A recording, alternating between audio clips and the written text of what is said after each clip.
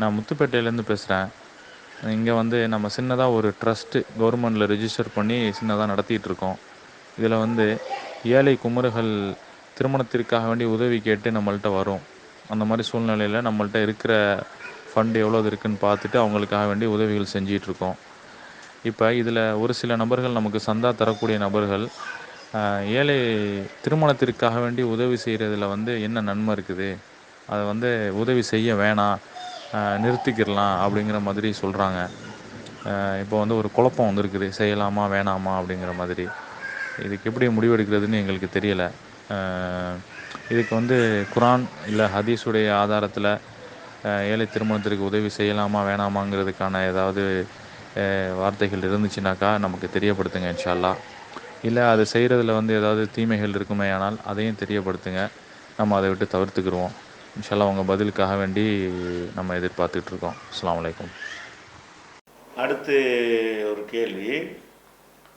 இந்த கேள்வி வந்து முத்துப்பேட்டையிலேருந்து கேட்குறாங்க, பேர் சொல்லலை. அவங்க ஒரு ட்ரஸ்ட்டு வைத்திருக்கிறார்களாம். அந்த கேள்வியை கேளுங்க. அந்த ட்ரஸ்ட்டில் என்ன செய்கிறாங்களாம், நிறைய மக்கள்கிட்ட நன்கொடைகளை வாங்கி திருமணம் ஆக முடியாமல் இருக்கிற ஏழை குமர்களுக்கு, ஏழை பெண்களுக்காக வேண்டி அவங்களுடைய திருமணத்தை நடத்துவதற்காக வேண்டி நாங்கள் உதவி செய்து வருகிறோம். அப்படி உதவி செய்து வரும் பொழுது இந்த நாங்கள் யாரிடத்தில் நன்கொடை வாங்குகிறோமோ அந்த நன்கொடை தரக்கூடிய மக்கள் என்ன கேட்குறாங்கன்னு கேட்டால், நீங்கள் வந்து இந்த குமர்களுக்குன்னு சொல்லி கொடுக்கறதுக்கு நாங்கள் தரமாட்டோம், நல்லது இல்லை, நீங்கள் வந்து அது தீமைக்கு துணை செய்கிறீங்க, ஏழை குமர்களுக்கு உதவி செய்தல் என்பது அது ஒரு நல்ல அறம் இல்லை என்று எங்கள்கிட்ட வந்து என்ன செய்கிறாங்க, உதவி செய்கிறவங்கள ஒரு கேள்வி கேட்குறாங்க. நாங்கள் அந்த மாதிரி ஏழையாக கல்யாணம் ஆகாமல் ஏழை குமர்களாக இருக்கிறார்களே அவர்களுக்கு நாங்கள் உதவி செய்வது தகுமா, செய்யலாமா அப்படின்னு கேட்குறாங்க. இது வந்து இந்த ஏழை குமர்கள் விஷயத்தை பொறுத்த வரைக்கும் ஏழை குமருக்கு உதவி செய்யலாம்ங்கிற ஒரு கான்செப்டு ஹதீஸில் இருக்கவே இருக்காது, குர்ஆனில் இருக்காது.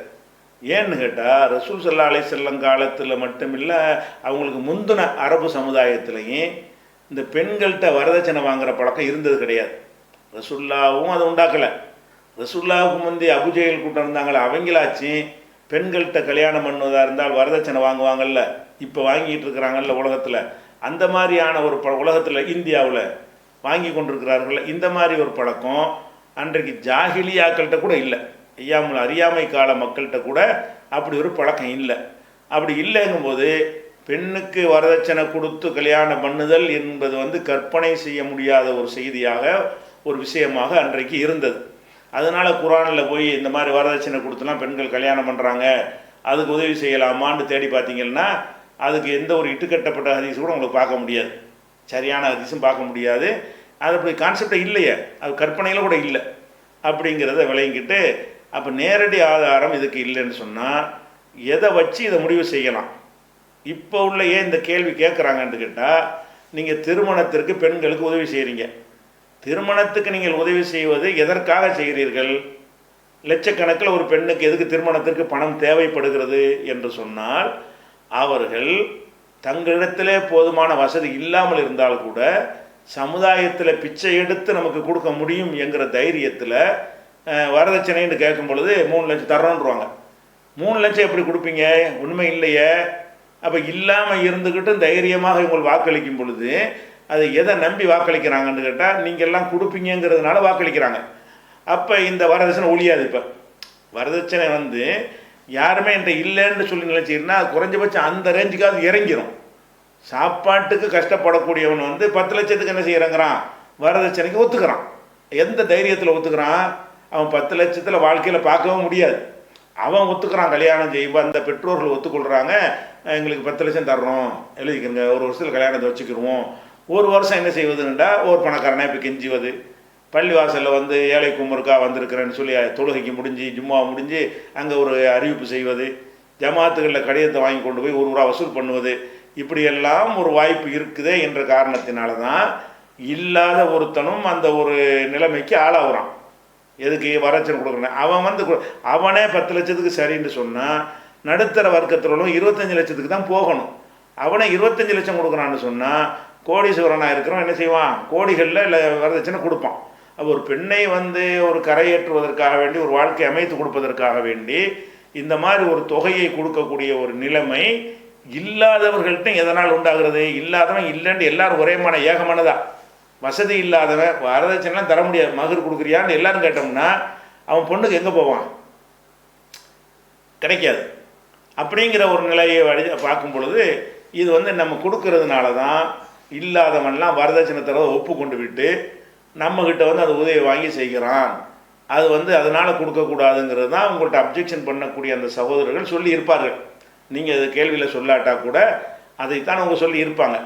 இப்போ நம்ம பார்க்குற விஷயம் என்னன்னு கேட்டால், பொதுவாக நமக்கு உதவி செய்தலுக்கு ஒரே இலக்கணம் தான் இருக்குது. என்ன இலக்கணம்? 5வது அத்தியாயத்தில் 2வது வசனம். அதில் வந்து எதுக்கு உதவி செய்யலாம், எதுக்கு உதவி செய்யக்கூடாது, ரெண்டும் ஒத்த வரியில் அல்லாஹ் சொல்லிவிடுறான்.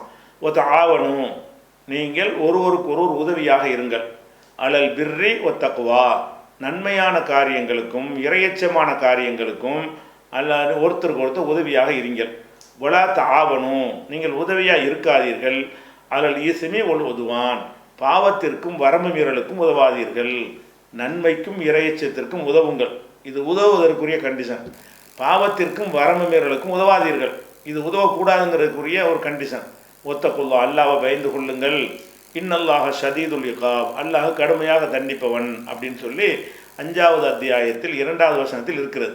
இப்போ நம்ம என்ன செய்கிறோன்னு கேட்டால், இந்த உதவுறோம்ல, அந்த உதவுதல் வந்து பல வகையில் இருக்கிறது. ஒரு பெண்ணை வச்சுருக்கிறாங்க, அவங்க வரதட்சணை கொடுக்க மாட்டாங்க. என்னதான் இருந்தாலும் ஒரு பெண்ணை வந்து அவங்கள வந்து கல்யாணம் பண்ணி அனுப்பும் பொழுது அவங்களுக்கு அவங்க கணவனுக்கு கொடுப்பதற்காக இல்லை, அவங்களுக்கே தேவையான ஒரு சில உடைகள் தேவைப்படும், புது உடைகள் வேணும், அவங்க பயன்படுத்தக்கூடிய சாதனங்கள், அவங்களுக்கு எல்லா பெண்கள் ஆசைப்படுற மாதிரி அந்த பெண்களும் கொஞ்சம் நகை நட்டு அவங்க சொந்த தேவைக்காக வேண்டி நகை நட்டுக்கள்லாம் போடக்கூடிய ஒரு விருப்பங்கள் அவங்களுக்கு இருக்கும். அந்த மாதிரியான ஒரு விஷயத்திற்கு உதவி செய்யலாமான்னு கேட்டால் தாராளம் உதவி செய்யலாம். பெண்களுக்கு உதவி செய்யக்கூடாதுன்னு கிடையாது. கல்யாணம் பண்ணி கொடுக்கணுமா, கல்யாணம் பண்ணி இந்த வரதட்சணைக்கு மட்டும் இங்கே வராத. அது அல்லாமல் வந்து வேறு என்ன உங்களுக்கு தேவை இருக்குது, அந்த பொருள்கள்லாம் அவங்களுக்கு வாங்கி தரணுமா, ட்ரெஸ்ஸெல்லாம் வாங்கி தரணுமா, ஒரு வீட்டுக்கு போனால் அவங்களுடைய தேவைக்கான சோப்பு சீப்பு அந்த மாதிரி வாங்குவாங்க. அந்த மாதிரியான பொருள்கள்லாம் அவங்களுக்கு தேவைன்னு சொன்னால் நாங்கள் எங்கள் ட்ரஸ்ட்லேருந்து அந்த பொருளாக உங்களுக்கு வாங்கி தருகிறோம். நகையாக கூட உங்களுக்கு என்ன செய்கிறோம், நீங்கள் போடுவதற்கு ஒரு பெண்ணுன்னு சொல்லி மூலியாக இருப்பாங்கன்னு சொல்லுவாங்க உலகத்தில். அப்படி வரக்கூடாதுன்னு நினச்சிங்கன்னு சொன்னால் அதுக்கு தகுந்த மாதிரி என்ன செய்கிறோம், எதை நாங்கள் எங்களால் செய்கிறோன்ற அப்படி உதவி செய்தீர்களே. ஆனால் இது வந்து ஒரு இதில் பாவமும் கிடையாது, வரம்பு மீறலும் கிடையாது, நல்ல காரியம். அதாவது நான் உதவி செய்த இலக்கணத்தில் வந்து கஷ்டப்படுறாங்க, ஒரு உதவி செய்யணும் அப்படிங்கிற ஒரு வகையில் அந்த மாதிரி உதவி செய்யலாம். உங்கள்ட்ட கேட்கும்போது என்ன செய்வாங்க, கல்யாணத்தை பேசி வைத்து விட்டோம், 5 லட்சம் ரூபாய் வரதட்சணை கேட்குறார்கள், 5 லட்சம் ரூபாயும் 50 பவுன் நகையும் கேட்குறார்கள், எங்கள்கிட்ட அந்த வசதி இல்லை, அதனால் உங்களை நாடி வந்திருக்கிறோன்னு வந்தால் இதுக்கு இங்கே வராது. இது எப்படி நம்ம கொடுக்குறது? இது திமுரு தானே, உனக்கு என்ன அப்படி கொடுக்குறாங்க, உன்கிட்ட இல்லை தானே. இல்லாத ஒரு ஆள் வந்து இருக்கிறது தான் கொடுப்போன்னு எல்லாரும் முடிவெடுத்தீங்கன்னா வரதட்சணை ஒழிஞ்சிடும். ஆனால் அல்லாஹ்வுடைய அருளால் இன்றைக்கி வரதட்சணை வந்து ஓரளவுக்கு ஒழிஞ்சு போச்சு. இன்றைக்கு உள்ள சூழ்நிலையில் வரதட்சணைங்கிறது ஒரு 25 ஆண்டுகளுக்கு முன்னாடி இருந்த மாதிரி வெறியாட்டம் போடுதான்னா இல்லை. ஏன்னு சொல்ல போனால் ஆண்களுக்கு மனைவி பெண்கள் கிடைக்கல. இப்போ மாப்பிள்ளையை வச்சுக்கிட்டு பெண்ணு தேடுறாங்க, பெண் வந்து என்ன செய்ய மாட்டேங்கிறாங்க, அவங்களுக்கு அமைய மாட்டேங்குது. அந்த மாதிரியான அளவுக்கு வந்து இப்போ உள்ள சூழ்நிலை இருக்கிறதுனால இத்தனை கூட அத்தனை கூடன்னு கேட்குறதெல்லாம் பல பகுதிகளில் டோட்டலாக பல பிரச்சாரங்கள் ஒரு காரணமாக இருந்தாலும் சமூக மாற்றங்களும் ஒரு காரணமாகிடுச்சு. அப்படி இப்படி படிக்கிறாங்க, படித்த பிறகு என்ன செய்ய முந்திலாம் 17 வயசு கல்யாணம், 15 கல்யாணம் பண்ணி கொடுத்துருவாங்க. படிக்க போகிறோன்னு இந்த பொம்பளைங்க போய் என்ன செய்கிறாங்க, படிச்சுட்டு வந்து அதுக்கப்புறம் ஒரு கனவு வாழ்க்கையில் வாழ்ந்துக்கிண்டு நான் வந்து இந்த மாதிரி கோடீஸ்வரன் தான் கல்யாணம் பண்ணுவேன் என்ன மாதிரி அப்படின்னு ஒரு கற்பனை யுகத்தில் வாழும் பொழுது அவங்க 20, 25 வரைக்கும் கல்யாணம் ஆகாமல், அப்படி 30 கல்யாணம் ஆகாமல் அப்படி இருக்கிறாங்க, நிறைய பேர் இருக்கிறாங்க. இந்த மாதிரியெல்லாம் இருக்கிறதுனால ஆண்களுக்கு வந்து இளைஞர்களுக்கு பெண்கள் கிடைப்பது இல்லை. எனக்கு அப்படி கிடைச்சாலும் பெண்கள்லாம் படித்தவங்களும் இருக்காங்க, ஆம்பளையெல்லாம் படிக்காமல் இருக்கிறான்னா எனக்கு படித்த மாப்பிள்ளை தான் வேணும்னு சொன்னால் சமூகத்தில் வந்து அந்தளவுக்கு இல்லை. இந்த காரணத்தினால இப்போ அந்த வரதட்சணைங்கிறது வந்து முந்தைய அளவுக்குலாம் இல்லை, மிக சில பகுதிகளில் இருக்குது. இவன் பெண்ணே கிடைக்கலன்னா வரதட்சணை கேட்பான், பெண்ணு கிடைக்கலன்னா வரதட்சணை கேட்க முடியுமா? அப்படி ஒரு நிலை உங்கள் ஊர்லேயும் வந்து விட்டது என்று சொன்னால் இல்லை, வரதட்சணை கிடையாது, பெண்களுக்கு தேவையான அடிப்படை தேவைகளுக்கு உதவி செய்யலாமான்னா தாராளமாக செய்யலாம். இந்த ஆம்பளைக்கு கொடுக்கறதுக்காக வேண்டி அப்படி செய்கிறதா இருந்தால் தான் கூட நீ எதுக்கு கேட்குற, பெண்ணிடத்தில் நீ எதுக்கு கேட்குற, இன்னொரு வீட்டுக்கே நம்ம மகளை அனுப்பி வச்சாலும் அவங்களுக்குன்னு ஒரு பெட்டி, அவங்களுக்குன்னு ஒரு பொருளை வச்சு பாதுகாக்க, நான் வீட்டில் நுழைஞ்ச உடனே எனக்கு ஒரு பெரிய பீரோல் வாங்கித்தாங்கன்னு கேட்டோம்னு சொன்னால் அவங்க வந்து வாழ்வாதாரத்துக்கு தான் பொறுப்பேற்றுக்குருவாங்க. இது வந்து அவங்களுக்கு கொடுக்க முடியாது என்று சொன்னால், ஒரு தகப்பன் தன் மகள் பயன்படுத்துவதற்காக வேண்டி சில பொருள்களை அவன் கொடுத்து விட்றான்னு சொன்னால், சில நகைகளை கொடுத்தான்னு சொன்னால், அது வந்து எதில் வராது, வரதட்சணையில் வராது. கணவன் வந்து அவங்க டிமாண்ட் பண்ணி இது அவங்க பேரில் சொல்லி இவன் வாங்கிக்கிறது, அந்த குடும்பத்தார் எடுத்துக்கொள்வது, அந்த மாதிரி ஒரு நோக்கத்தில் வந்துக்கிட்டு கேட்டாங்கன்னா அது குற்றமாயிரும். அப்போ அந்த வரதட்சணை கொடுப்பதற்குத்தான் கேட்குறார்கள் என்று வந்தால் அதுக்கெல்லாம் நாங்கள் உதவி செய்ய மாட்டோம். ஏன்னு கேட்டால் நீங்கள் வரதட்சணை கொடுக்காத சாராயம் குடிக்கத்தான் அவன் போகிறேன்னு சொல்லி ஒருத்தன் வந்து கேட்டால் கொடுப்போமா? நம்ம ஒரு அறக்கட்டில் வச்சுருக்குறோம், அவன் வந்து கேட்குறான், இந்த மாதிரி நான் வந்து எனக்கு குடிக்காட்டி ஒரு மாதிரியாக வந்துடும், எனக்கு குடிக்க வேண்டியிருக்கு, ஒரு 200 ரூபா தாங்க அப்படின்னு கேட்டால் நம்ம கொடுப்போமா? அதை சொன்னால் கொடுக்க மாட்டோம். சொல்லாமல் நம்மள்ட்ட வாங்கிட்டு போய் அவன் போய் குடிச்சிட்டான்னா பஞ்சாயத்து இல்லை, அதுக்கு நம்மளுக்கு குற்றவாளி கிடையாது. அந்த மாதிரி சில சகாபாக்கள்லாம் சில தர்மங்கள்லாம் செஞ்சுருக்கிறாங்க. ஒரு விபச்சாரிக்கு தர்மம் செஞ்சார், ஹதீஸில் வருது. ஒரு திருட்ட பயலுக்கு போய் தர்மம் செஞ்சுருக்கிறாங்க. ஒருத்தர் வச்சு தர்மம் செய்யன்னு போகிறாரு, ஒரு திருடன் வந்து கையில் கொடுத்துட்றாரு. அப்படிலாம் ஒரு ஹதீஸ் வருகிறது. அது வந்து அது அல்ல அங்கீகரித்துக் கொள்கிறான். ஏன்னாடா திருடன் வந்து தர்மம் செஞ்சோம்னா அவன் திருட மாட்டான், அப்படியெல்லாம் வந்து அவன் அது யாருக்கு வேணாலும் கொடுக்கலாம், அது பிரச்சனை இல்லை. நீங்கள் தர்மம் செய்கிறது வந்து உங்கள்கிட்ட கேட்கும் போது இந்த வரதட்சணைங்கிற ஒரு விஷயத்தை சொல்லி கேட்டாங்கன்னா கொடுக்காதீங்க. சொல்லாமல் இந்த கல்யாணம் இருக்குது, அது சில பிள்ளைகளுக்கு நாங்கள் சில வேணும், உங்களால் என்ற உதவியை தாங்கன்னு சொன்னால், இது மாதிரி 50 பேர்கிட்ட வாங்கி அவங்க கொண்டே கொடுத்தா அது உங்கள் மேலே குற்றம் வராது. அது இது மாதிரி 100 பேர்கிட்ட வாங்கிட்டு கடைசியில் வரதட்சணை கொடுப்பானாக இருந்தால் அது வந்து நம்மள்கிட்ட வாங்கிட்டு போய் சாப்பிட போகிறேன்ட்டு காசு வாங்கிட்டு போய் குடிச்சிட்டு பிறண்டு கிடந்தா நம்ம குற்றம் வருமா? அந்த மாதிரி தான் இது. அதனால் வரதட்சணை தான் கொடுக்க போகிறோம்னு சொன்னால் மட்டும்தான் இந்த 5:2 வசனத்தை மீறக்கூடிய விஷயம் வருது. பாவத்துக்கு வரம்பு மீறல், இது பாவம். வரம்பு என்ன, ஆம்பளை பொம்பளை கொடுக்கணுங்கிறது வரம்பு. அந்த வரம்பை இவன் மீறுகிறான். அப்போ வரம்பு மீறலும் பாவமும் இருக்கிறதுனால டௌரிக்குன்னு சொல்லி வந்து கேட்டால் அவங்களுக்கு உதவி செய்யக்கூடாது. அதை சொல்லி கேட்டதுனால அப்படி செய்யக்கூடியவங்கள கூட மறைச்சிட்டு வந்து கேட்டாங்கன்னு சொன்னால் அதில் உங்களுக்கு என்ன வராது, நம்ம துருவிலாம் ஆராய தேவை கிடையாது. கேட்குறாங்களா, சரி கொடுத்துட்டு போங்க. எதுக்குண்டு கல்யாண செலவு கஷ்டப்படுறீங்களா, இருந்தாங்க ஒரு 10,000 வச்சுக்கோங்க அப்படின்னு கொடுத்து இது மாதிரி 100 ரூபா வாங்கி என்னென்னா செஞ்சுட்டு போகிறாங்க. நமக்கு தெரிஞ்சுக்கிட்ட விளக்க பிடிச்சிக்கிட்டு கணத்தில் உழவக்கூடாது, அதுதான் பிரச்சனை. அந்த மாதிரியான வகையில் தெரிந்து கொண்டே உதவி செய்கிறது வந்தால் நீங்கள் கொடுக்காதீங்க. அப்படி தெரியாமல் சும்மா வந்து உதவின்னு கேட்குறாங்கன்னு சொன்னால் அது என்ன செய்ய போறிய, அது செய்ய போறீன்னு துருவ கூட நீ செய்யாதீங்க. ஒரு குமரர் கல்யாணம் பண்ண போகிறோம், உங்களால் ஏண்டது தாங்கன்னு சொன்னால் நீங்கள் மனசில் என்ன நினச்சி கொடுக்கலாம், எதோ நகரட்டு ட்ரெஸ்ஸு எடுத்து கொடுப்பாங்க, இந்தாங்க வச்சுக்கிறங்க என்றோடு நிப்பாட்டிக்கணுமே தவிர அது எங்கே போய் வாங்க போறிய, எத்தனை பவுன் வாங்க போறிய, எதுக்காக வாங்க போறிய இப்படின்னு நம்ம துருவி யாருக்கு தர்மம் செய்கிற ஆள்கிட்ட போய்கிட்டு விசாரிப்போமா? நம்ம ஒரு பிச்சைக்காரன் கேட்டான்னு சொன்னால் இந்த சாப்பாடை எத்தனை பேர் சாப்பிடுவே, இன்றைக்கி முடிச்சிருவியா, நாளைக்கு வச்சு இதெல்லாம் கேட்கவா செய்வோம். அந்த மாதிரி வந்து விஷயமா இருக்கிறதுனால துருவாதீங்க, துருவ தேவையில்லை. எப்படி செஞ்சிட்டோம்னு சொன்னால் இந்த வரதட்சணைக்கு தான் சொல்லி கேட்குறது வந்து இருக்குது. ஆனால் இப்போ கொஞ்சம் ஓரளவுக்கு ஒளிஞ்சிக்கிட்டு வருகிறது. அந்த ஒரு காரணத்தினால தான் அவங்கள்ட்ட வந்து உதவி செய்யக்கூடாதுன்னு சொல்லியிருப்பாங்க. பெண்ணுடைய கல்யாணத்துக்கே உதவி செய்யக்கூடாதுன்னு என்ன செய்யலை சொல்லியிருக்க மாட்டாங்க. இது ஒரு விஷயத்தை விளங்கிக்கிறணும்.